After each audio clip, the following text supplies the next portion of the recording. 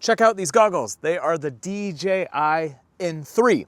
And they're a cheaper version of DJI's FPV goggles so that you could fly with the DJI Neo or the DJI Avata 2 and not have to spend $500 for a set of goggles. And so these are priced at $229. And in this video, what I wanna do is show you what you get with these goggles and what it's like to fly using these when you wanna shoot FPV style footage with your drone. So let's start by just talking about the design of these goggles. So they're a little bit bigger than, say, the DJI Goggle 3, and there's not as many features on the goggles themselves. So it's got the same battery design where the battery sits on the back of your head to balance out the goggles so they're not super heavy. But what you'll see is that there is a cable that runs from the battery to the front where the screens are. Now on top you have two antennae that stick up. You flip these up to be able to get a better signal. And then you have a few buttons. So you have your power button, which you press once and hold to turn it on. You have a back button, you have your joystick, which allows you to select different things when you're in the goggle and flying. You have a USB-C, which allows you to connect to your computer, your phone, or it allows you to charge these goggles. And then you have a micro SD card slot. So if you want to film what you're seeing in the goggles, you can record using the micro SD card. Now, there's no way to adjust the view. So on other versions of DJI's goggles, you could adjust based on your eyesight. On these ones, it's just one setting. So you have no way to adjust both eyes.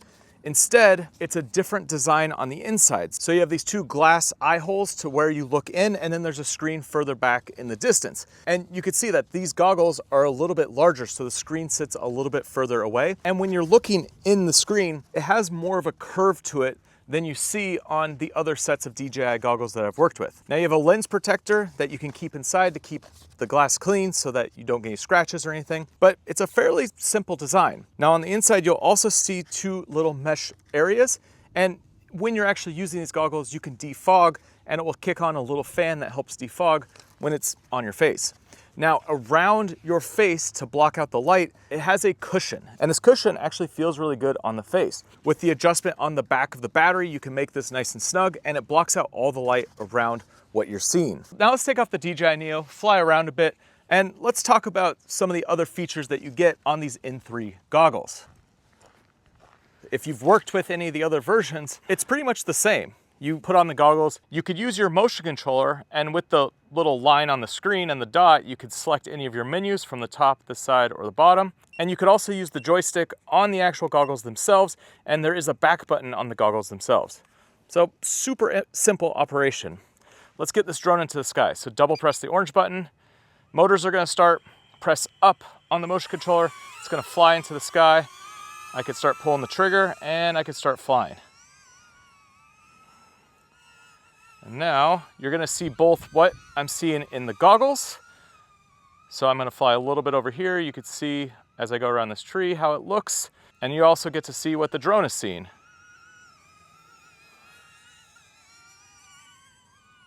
Whoop! Now the recording is gonna automatically stop as soon as you hit something. I mean, the good thing about flying with the DJI Neo, even the Avata 2, you do have some leniency into bouncing off things because the propellers are protected. Now, the recording stops. It would be kind of fun to see the full recording of the crash, but I understand that when you crash, it cuts the recording so you don't just have a bunch of recording of empty footage of the drone sitting on the ground while you go pick it up and dust it off and all that. Now, even though I'm in this bright California sun right now, there is no light entering these goggles. So when you get it positioned right, you can completely seal out the light that's coming in. So out here, it's like crazy bright, but it looks great in the goggles.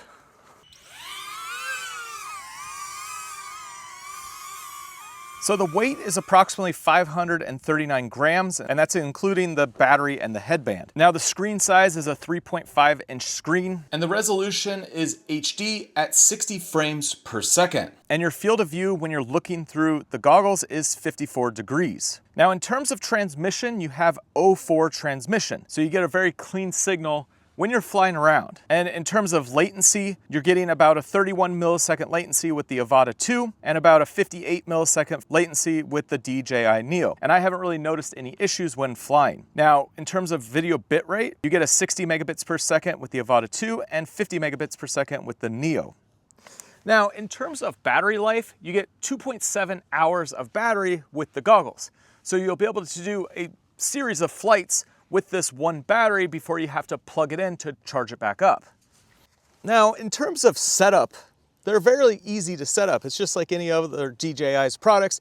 You turn them on, you hook into your phone, activate them, and there's a whole beginner's guide on how to fly FPV as you go through the whole process. But if you're someone who's flown FPV, you could skip all that and just put them on, start flying as soon as they're activated. Now with this set of goggles, you do have head tracking, so you can turn this on when you're flying and be able to use your head to be able to look where the drone is flying. Now you also have this goggle defog. You turn this on, it's gonna defog the goggles, turn on these little fans and defog the goggles. And so here, this is with the head tracking turned on. You can see wherever I point the goggles, wherever I point my head, it's tracking what the drone sees.